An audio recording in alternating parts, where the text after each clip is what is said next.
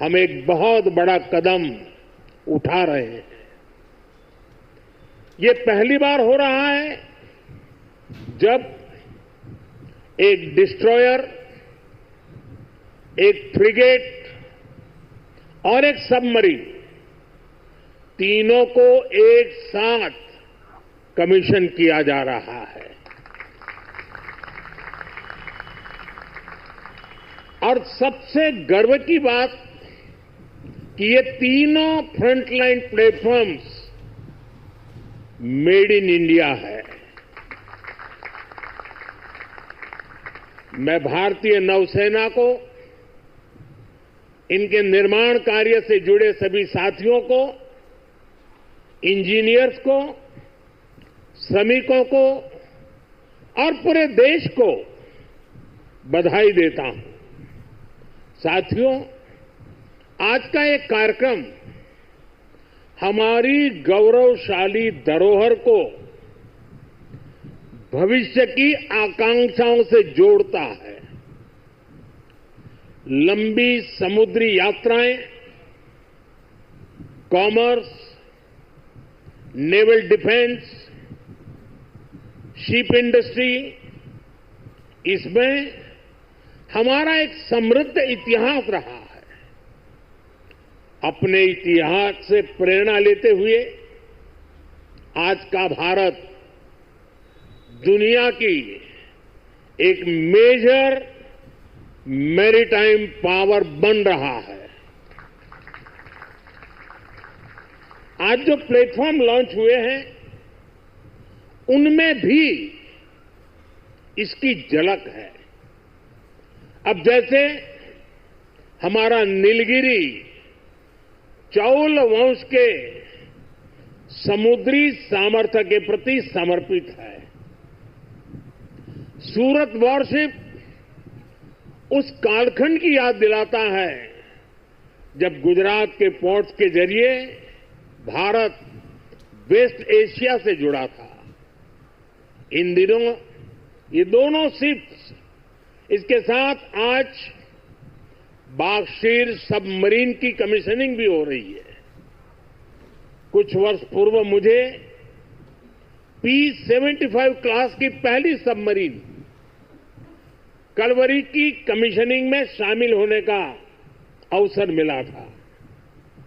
आज मुझे इस क्लास की 6वीं सबमरीन बागशीर को कमीशन करने का सौभाग्य मिला है। ये नए फ्रंटियर प्लेटफॉर्म भारत की सुरक्षा और प्रगति दोनों को नया सामर्थ्य देंगे। साथियों, आज भारत पूरे विश्व और खासकर ग्लोबल साउथ में एक भरोसेमंद और जिम्मेदार साथी के रूप में पहचाना जा रहा है।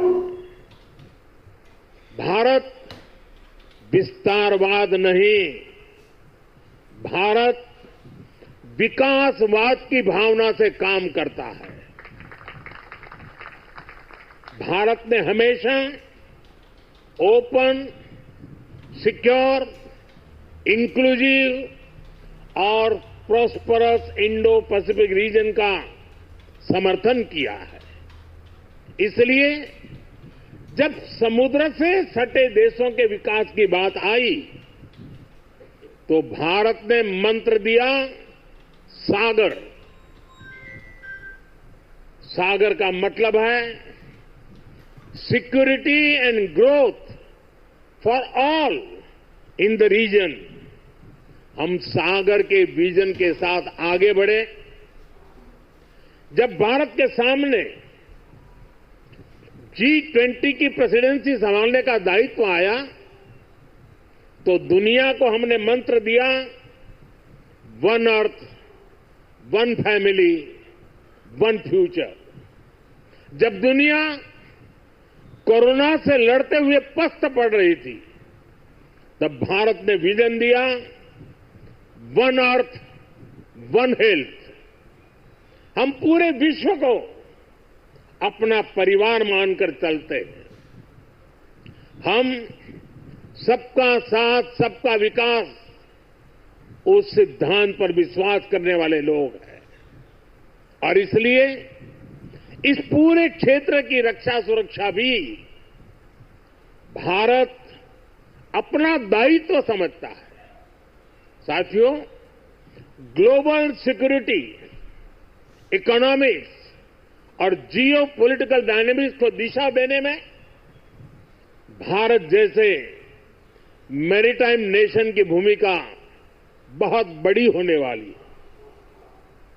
आर्थिक प्रगति और एनर्जी सिक्योरिटी के लिए ये जरूरी है कि ट्रेडिशनल वाटर्स को प्रोटेक्ट किया जाए, टेरिटोरियल वाटर्स को प्रोटेक्ट किया जाए, फ्रीडम ऑफ नेविगेशन को इंश्योर किया जाए और ट्रेड की सप्लाई लाइन और सी रूट्स सुरक्षित हो।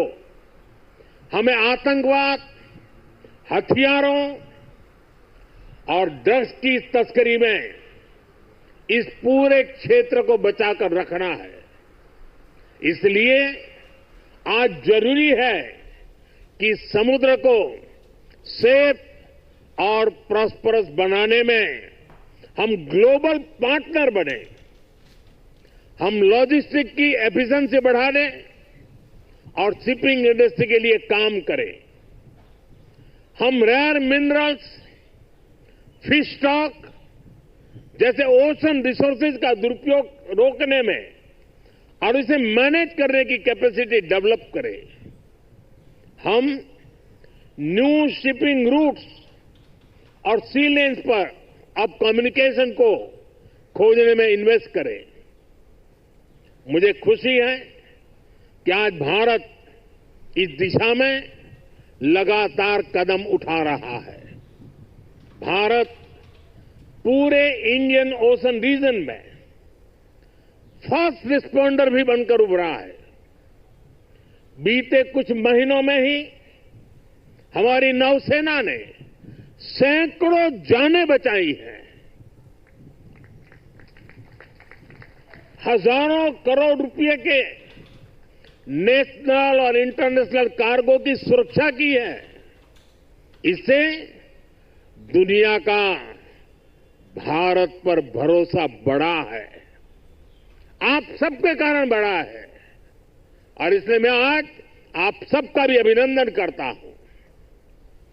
भारतीय नौसेना, कोस्ट गार्ड, उन पर यह लगातार भरोसा बढ़ता जा रहा है।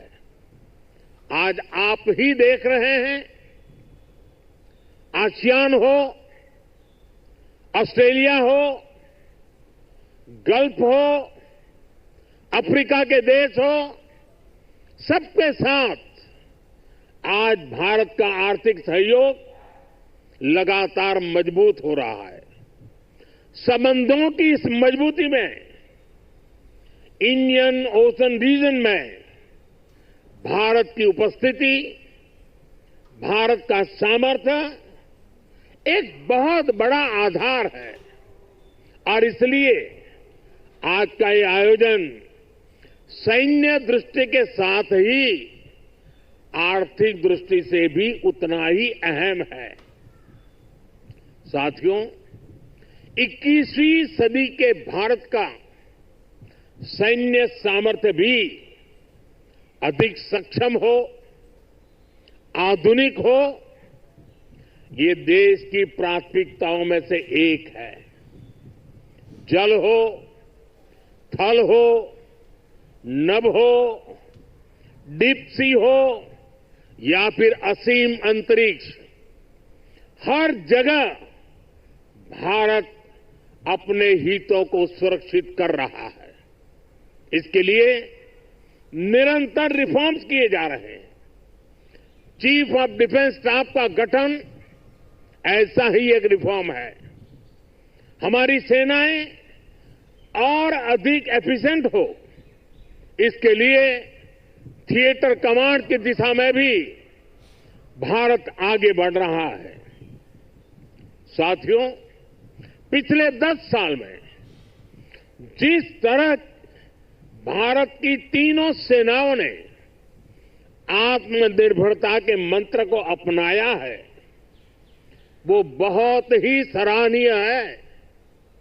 संकट के समय दूसरे देशों पर भारत की निर्भरता कम से कम हो, इस गंभीरता को समझते हुए आप सभी इस काम को आगे बढ़ा रहे हैं, नेतृत्व दे रहे हैं। हमारी सेनाओं ने 5,000 से ज्यादा ऐसे साजो सामान और उपकरणों की लिस्ट तैयार की है जो अब वो विदेशों से नहीं मंगाएगी। जब भारत का सैनिक भारत में बने साजो सामान के साथ आगे बढ़ता है तो उसका आत्मविश्वास भी कुछ अलग ही होता है।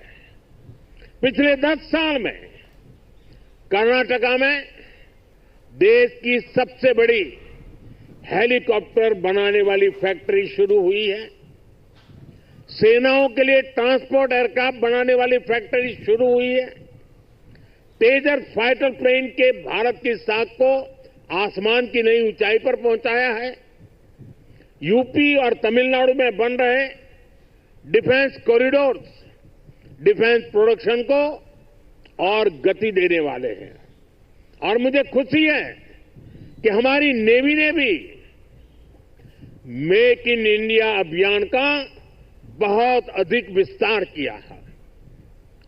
इसमें मझगांव डॉकयार्ड के आप सभी साथियों की भी बहुत बड़ी भूमिका है। पिछले 10 साल में नेवी में 33 शिप्स और 7 सबमरीन्स को शामिल किया गया है। इन 40 नेवल वेसल्स में से 39 भारतीय शिपयार्ड में ही बने हैं।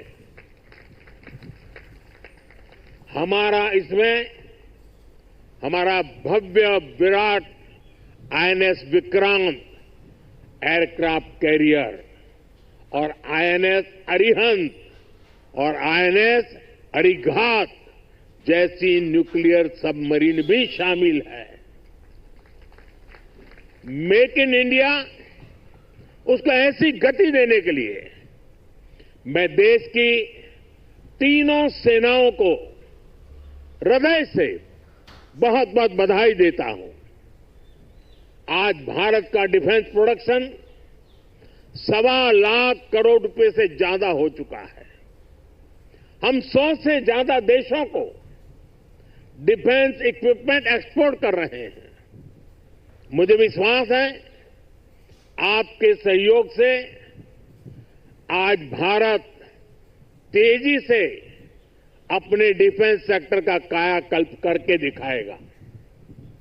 साथियों, मेक इन इंडिया से भारत की सेनाओं का सामर्थ्य बढ़ने के साथ ही आर्थिक प्रगति के नए द्वार भी खुल रहे हैं। जैसे एक उदाहरण शिप बिल्डिंग इकोसिस्टम का है। आप में से बहुत से लोगों को पता होगा, एक्सपर्ट भी कहते हैं शिप बिल्डिंग में जितना इन्वेस्ट किया जाए उसका 2 गुना पॉजिटिव इंपैक्ट इकोनॉमी पर पड़ता है। यानी अगर हम शिप बिल्डिंग में 1 रुपये लगाते हैं तो इकोनॉमी में 1 रुपया 82 पैसे के आसपास सर्कुलेशन होता है। अब सोचिए, अभी देश में 60 बड़े शिप्स अंडर कंस्ट्रक्शन है। इनकी वैल्यू 1.5 लाख करोड़ रुपए के आसपास है। यानी इतना पैसा लगाने से करीब 3 लाख करोड़ रुपए का सर्कुलेशन हमारी इकोनॉमी में होगा। और रोजगार के मामले में तो इसका 6 गुना मल्टीप्लायर इफेक्ट होता है। जहाजों का ज्यादातर सामान, ज्यादातर पार्ट्स देश के एमएसएमई से ही आता है। इसलिए अगर 2000 वर्कर एक जहाज बनाने के काम में लगते हैं तो दूसरी इंडस्ट्री में जो एमएसएमई सप्लायर है उस एमएसएमई सेक्टर में करीब 12,000 रोजगार बनते हैं। साथियों, आज भारत दुनिया की तीसरी बड़ी इकोनॉमी बनने की तरफ तेजी से आगे बढ़ रहा है। हमारी मैन्युफैक्चरिंग, हमारी एक्सपोर्टिंग कैपेसिटी भी लगातार बढ़ रही है। आने वाले सालों में सैकड़ों नए शिप्स की, नए कंटेनर्स की जरूरत भारत को होगी। इसलिए पोर्ट लेड डेवलपमेंट का मॉडल हमारी इकोनॉमी को गति देने वाला है, रोजगार के हजारों नए मौके बनाने वाला है। साथियों, इस क्षेत्र में कैसे रोजगार बढ़ रहा है, इसका एक उदाहरण सी फेरर्स की संख्या भी है। 2014 में भारत में सी फेरर्स की संख्या 1.25 लाख से भी कम थी। आज ये 2 गुने से भी अधिक बढ़कर लगभग 3 लाख तक पहुंच चुकी है। आज भारत सी फेरर्स की संख्या में विश्व में टॉप 5 में आ गया है। साथियों, हमारी सरकार का तीसरा कार्यकाल अनेक बड़े निर्णयों के साथ शुरू हुआ है। तेज गति से हमने नई नीतियां बनाई हैं, देश की जरूरतों को देखते हुए नए कार्य शुरू किए हैं। देश के हर कोने, हर सेक्टर का विकास हो, इस लक्ष्य के साथ हम चल रहे हैं। पोर्ट सेक्टर का विस्तार भी इसका ही हिस्सा है। हमारे तीसरे टर्म के पहले बड़े फैसलों में से था महाराष्ट्र के वाढवण पोर्ट को मंजूरी। 75,000 करोड़ रुपए के खर्च से इस आधुनिक पोर्ट के निर्माण का काम शुरू भी हो चुका है। इससे भी महाराष्ट्र में रोजगार के हजारों नए अवसर बनने वाले हैं। साथियों, बहुत लंबे समय तक बॉर्डर और कोस्टलाइन से जुड़े कनेक्टिविटी इंफ्रास्ट्रक्चर पर उतना ध्यान नहीं दिया गया। बीते 10 सालों में इसके लिए भी अभूतपूर्व काम हुआ है। 2 दिन पहले ही मुझे जम्मू कश्मीर में सोनमर्ग टनल का लोकार्पण करने का अवसर मिला है। इससे करगिल, लद्दाख जैसे हमारे सीमावर्ती इलाकों तक पहुंचना, उसमें बहुत आसानी होगी, सुलभ होगी। पिछले साल अरुणाचल प्रदेश में सेला टनल का लोकार्पण हुआ है। ये एलएसी तक हमारी सेना की पहुंच को आसान बना रही है। आज शिंकुल्ला टनल और जोजिना टनल जैसे अनेक क्रिटिकल इंफ्रास्ट्रक्चर पर तेजी से काम चल रहा है। भारत माला परियोजना से बॉर्डर एरिया में शानदार नेशनल हाईवे का नेटवर्क बनाया जा रहा है। वाइब्रेंट विलेज प्रोग्राम आज बॉर्डर के गांवों के विकास में अहम भूमिका निभा रहा है। बीते दशक में अपने दूर सुदूर के आइलैंड पर भी हमने फोकस किया है। जहां कोई भी नहीं रहता, उन आइलैंड्स की भी रेगुलर मॉनिटरिंग की जा रही है। इतना ही नहीं, अब उस आइलैंड की नई पहचान भी बनाई जा रही है, उन्हें नया नाम दिया जा रहा है। इतना ही नहीं, हिंद महासागर में समुद्र तल पर भी जो समुद्री पर्वत या सी माउंट है, उनका भी नामकरण किया जा रहा है। पिछले साल भारत की पहल पर इंटरनेशनल संस्था ने 5 ऐसे स्थानों को नाम दिए हैं।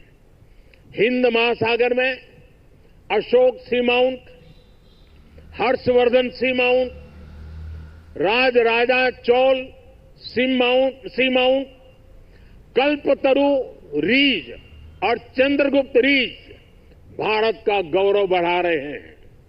साथियों, हम सब जानते हैं भविष्य में असीम अंतरिक्ष और डीप सी दोनों का कितना महत्व है। इसलिए आज स्पेस और डीप सी दोनों जगह भारत अपनी क्षमताओं को बढ़ा रहा है। हमारा समुद्रयान प्रोजेक्ट वैज्ञानिकों को समंदर में 6000 मीटर की उस गहराई तक ले जाने वाला है जहां कुछ ही देश पहुंच पाए हैं। यानी भविष्य की किसी भी संभावना पर काम करने में हमारी सरकार कोई कसर बाकी नहीं छोड़ रही है। साथियों, 21वीं सदी का भारत पूरे आत्मविश्वास के साथ आगे बढ़े, इसके लिए ये बहुत जरूरी है कि हम गुलामी के प्रतीकों से भी मुक्त हो। और हमारी नौसेना ने इसमें भी नेतृत्व दिखाया है। नौसेना ने अपने ध्वज को छत्रपति शिवाजी महाराज की गौरवशाली परंपरा से जोड़ा है। नेवी ने एडमिरल रैंक के एप्लेट भी छत्रपति शिवाजी महाराज की परंपरा के अनुसार रिडिजाइन किए हैं। मेक इन इंडिया का अभियान, भारत की आत्मनिर्भरता का अभियान भी गुलामी की मानसिकता से मुक्ति को बढ़ावा देता है। मुझे विश्वास है आप सभी ऐसे ही देश को गौरव से भरे पल देते रहेंगे। हर वो काम जो भारत को विकसित बनाने में योगदान दे, वो हमें मिलकर करना है। हमारे दायित्व अलग हो सकते हैं, लेकिन सबका ध्येय एक ही है, विकसित भारत। आज जो ये नए फ्रंटियर प्लेटफॉर्म देश को मिले हैं, इनसे हमारे संकल्प को मजबूती मिलेगी। और साथियों, जरा हल्की फुल्की बात करनी है तो मेरा अनुभव रहा है, मैं सेना के जितने भी कार्यक्रमों में गया हूं, अगर खाने में सबसे उत्तम व्यवस्था किसी में है तो नेवी में है।